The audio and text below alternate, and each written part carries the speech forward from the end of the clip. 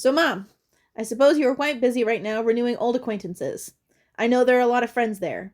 Tilly and Art, John and Vernis, Grandma and Grandpa Silverthorn, Grandma and Grandpa Mac, Donald, Lula, Eddie, Dad, Lynn, and so many others. Say hi from all of us, too. Let them know we send our love. And a very special hug for Ryan James. I know you spoke to him every morning and evening, and now you can do it in person and hold him, too.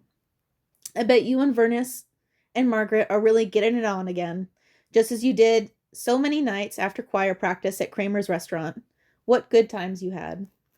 If you got a minute, I would like to talk to you, as well as all who are here today.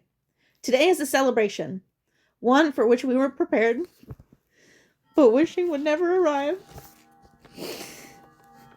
Out of all of us here, however, the most prepared was Mom. She had been prepared for years, even though we were not. Speaking as my mom, this is not a bad thing. It is a glorious thing.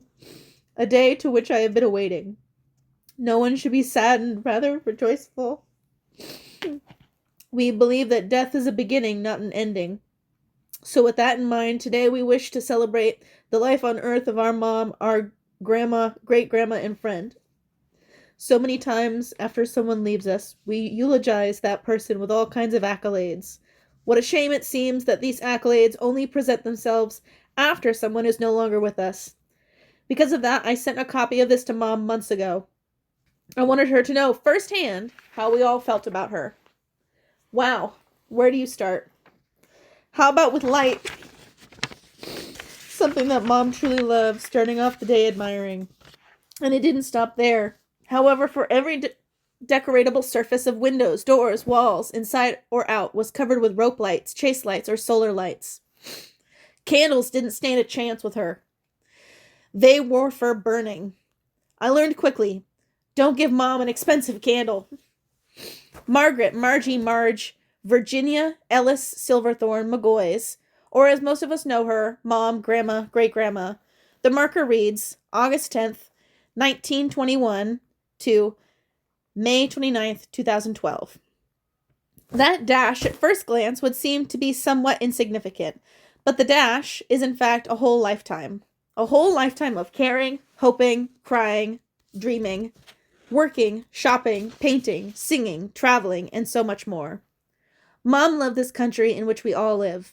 She was extremely concerned with how our politicians were leaving it for her children and grandchildren. Whether waving a flag or flying one from the rear window of the car, from the lights of the gazebo, the red, white, and blue, always were the colors of the day. You would be hard-pressed to find someone more patriotic. The only color exception might have been the wearing of the green on St. Patrick's Day, or possibly the silver and gold, red and green of the Christmas tree. Mom cared for everyone, and as patriotic as she was even saddened at the celebration of the death of Osama bin Laden, just as she was saddened at the Islamic celebration of the 9/11 tragedy. Mom was always there for us and anyone who needed her. She was with Granddaddy Silverthorn to comfort him, and Grandpa Mac, too. She was singing to him when he died. Same from Grandmother Silverthorn. Red Wing was one of Great-Grandma's favorites, and Mom didn't forget. Lynn's passing was extremely hard for her, but she managed to comfort the rest of us.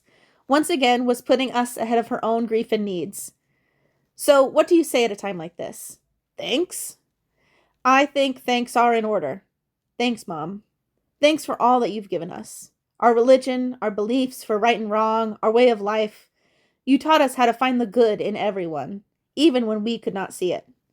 You taught us how to look for it. About the first Sunday after you and Dad were married, you said that Dad got up on that Sunday morning and said, well, guess we better find a church to go to. To which you responded, church? Probably sounded like Menard G. Krebs when someone suggested work.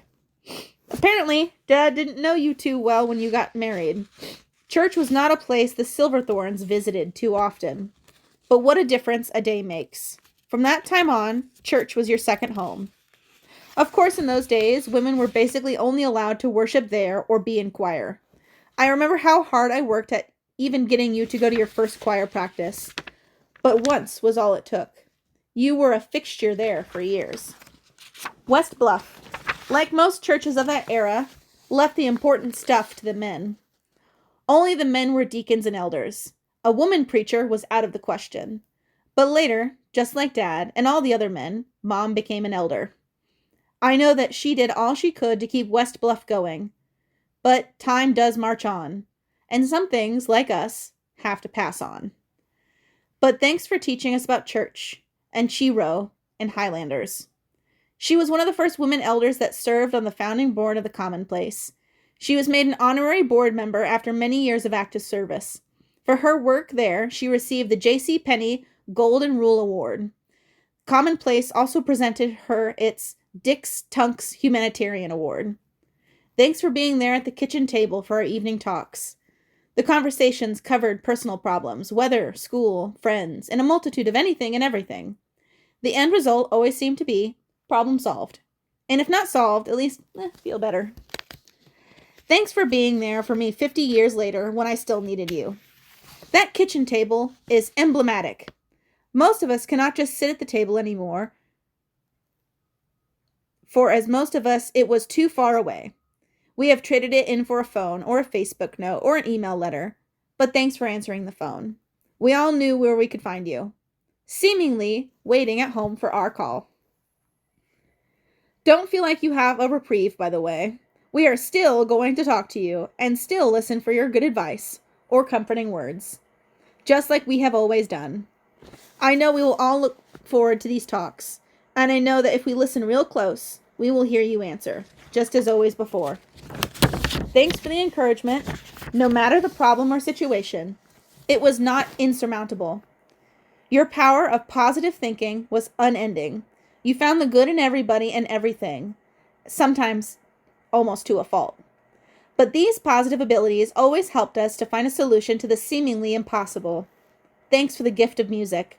It has been a tremendous gift to all of us. Mom spent hours at the organ.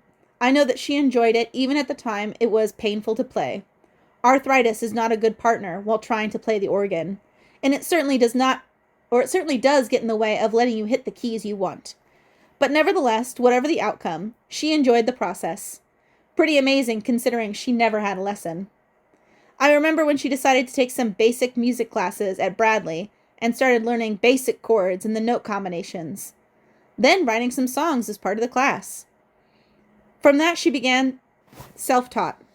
There was a certain perseverance there. Once again, she was telling us that if you want something badly enough, you will work for it. So again, thanks for the gift of music and the lessons. I enjoy listening to and collecting it. Donna played the piano and violin, and Lynn sang. Too bad Dennis was left out. Thanks for making each of us feel like we're your only child. No matter what, individually, we all felt special at the time. But that was also true for each of your 13 grandchildren, and 17 great-grandchildren, and 1 great-great-grandchild. I don't know how you did that. I recall when I was about to have my first heart surgery. We were talking on the phone, and you asked if there was anything that you could do for me. Somewhat tongue-in-cheek, I said, and tearfully, I want my mommy. 2 days later, you and Dad were both there. Thanks. The night that Brian was born, it was cold and disagreeable. A huge snowstorm blanketed central Indiana. You had been there visiting when you got the call. Interstate 57 had just opened, so you decided to take the new road to Chicago where we were living. Low on gas, you started out, thinking that somewhere along the way you could buy some. But that late night, in a new interstate, there was nothing open. But through it all, somehow you made it. Why? Because you knew I would need your help taking care of Kevin. Just another example of putting us first. Thanks for that, too. So when you called just before Easter and asked for Cheryl and me to come to Peoria for a visit, there was no second thoughts or hesitation from us. Just as I had always needed your support, and now you needed ours.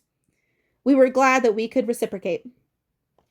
Thanks for driving me to all of my baseball games, even though I didn't get to play very much. You were there to support me in my endeavors. It was important to me to know that you were there. It was so important that Cheryl and I hardly ever missed a game, be it baseball, basketball, or volleyball, in which Brian, Curtis, and Jamie was participating. We try to get to Tiffany's swim meets for the same reasons. I'm sure that if Dennis, Donna, and Lynn were asked, they too could recite my many instances similar to these. Oh, by the way, Ross Canterbury says thanks for teaching him how to throw a curveball. A very special thanks for not making me become a Cubs fan.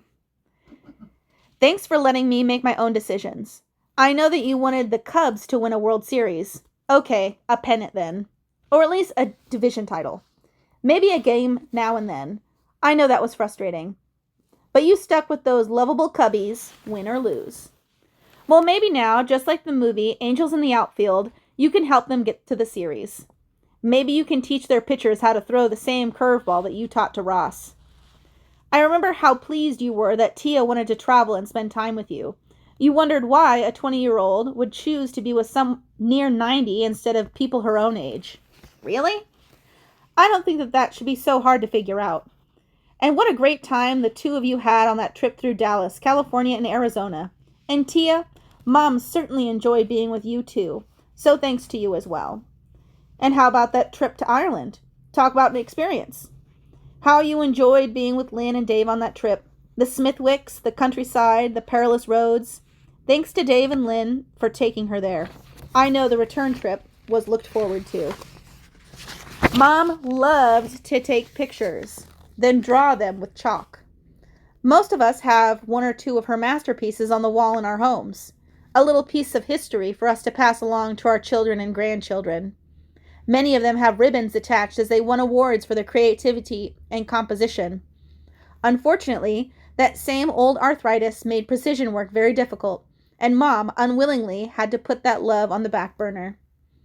When you have a certain level of expectation, anything less than perfection is unacceptable. So rather than continue, you simply set it aside and move on to new projects. Mom was also a poet at heart. Somehow she seemed to have everything that Ogden Nash never wrote memorized.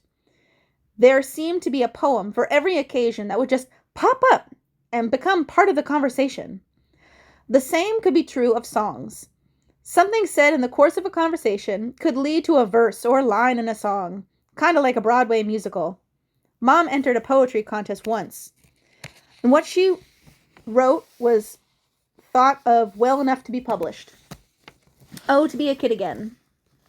Rainbow kites and frisbees sailing, tricycle engines with sirens wailing, swings and teeters, balls and chalk, hopscotch patterns on the walk, dolls and jacks in cowboy suits, pounding drums and bugle toots, parades with flags and wagons red, paper hats on every head, playhouse magic, skates and sand, games of tag and kick the can, let's pretend and skipping rope, jungle gyms and slides that slope, batted balls, he's out at first, Kool-Aid stands to quench your thirst, joyful laughter and shouts that plea, ollie ollie outs and free. Enjoy yourselves, little friends of mine, for someday you will reach the time when you will sing that old refrain, oh, to be a kid again. Mom loved animals. She really loved cats, but they would cause her allergies to kick in so violently, she would stay away from them. But she had no problem with dogs, and just like us children, made every one of our pets feel very special when she was with them. Mom supported Best Friends in Utah, and after our family reunion at Lake Powell, wanted us to stop there and visit the facilities. Because of that stop, I took Tiffany there a few years later, and now she is a supporter as well. So from all of the animals at Best Friends, thanks. Thanks for being there for us and making it possible for future generations to be aware of our program to carry on the support.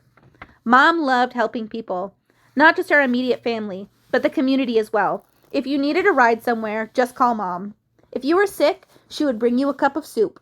One of my best friends, Carl Langle, still recalls when he was extremely sick and Mom took soup and food over to his house.